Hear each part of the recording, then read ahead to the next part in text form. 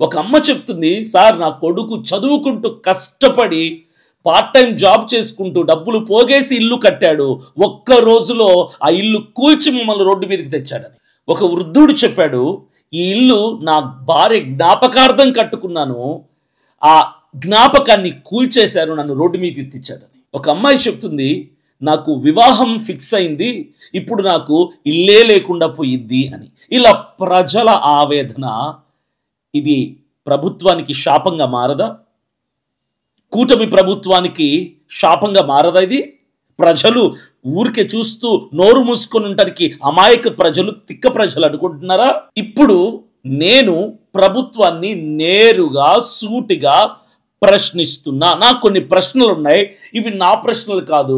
ఆ విజయవాడ భవానీపురంలో భావోద్వేగానికి గురై నడి రోడ్డు మీద నిలబడి గొంతు చింపుకొని ఆక్రందనలు చేస్తున్నారే, వారి పక్షమున నేను అడుగుతున్న ప్రశ్నలు. క్వశ్చన్ నెంబర్ 1, ప్రజల ఇల్లు కూల్చడానికి మీరెందుకు అంత తొందరపడ్డారు? అంటే రాత్రికి రాత్రి బుల్డోజర్ పంపించి కూల్చేయాలని ఫిక్స్ అయిపోవడం ఇది కారణం ఏంటి? క్వశ్చన్ నెంబర్ 2, ఒక్క ప్రజాప్రతినిధి, ఒక మంత్రి లేదా ఒక ఎమ్మెల్యే ఒక్కరైనా వచ్చి ప్రజలతో మాట్లాడడానికి ప్రయత్నం చేశారా? లేదు. క్వశ్చన్ నెంబర్ 3, కూల్చివేత సమయంలో మహిళలు ఏడ్చారు, పిల్లలు పరుగులు తీశారు, వృద్ధులు స్పృహ కోల్పోయి పడిపోయారు.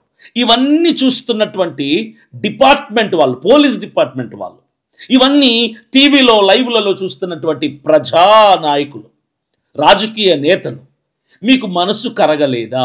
ఇప్పుడు క్వశ్చన్ నెంబర్ 4, ఇది అక్రమంగా కట్టారు అందుకే కూల్చేసామంటారా? సరే, నా ప్రశ్న ఇంకోటి, అంటే రోడ్డు పక్కన పెద్ద పెద్ద భవనాలు, మేడలు, బంగళాలు అక్రమంగా కట్టినవి లేవా? ఇన్నున్నాయి, మీరు వాటిని కూలుస్తారా? కూల్చరు, సన్మానాలు చేస్తారంటే సామాన్య ప్రజలవైతే మాత్రం తొందరగా అదేదో ఆతృతగా వెళ్ళిపోయి దూకుడు మీద వెళ్ళిపోయి కూల్చేస్తారు.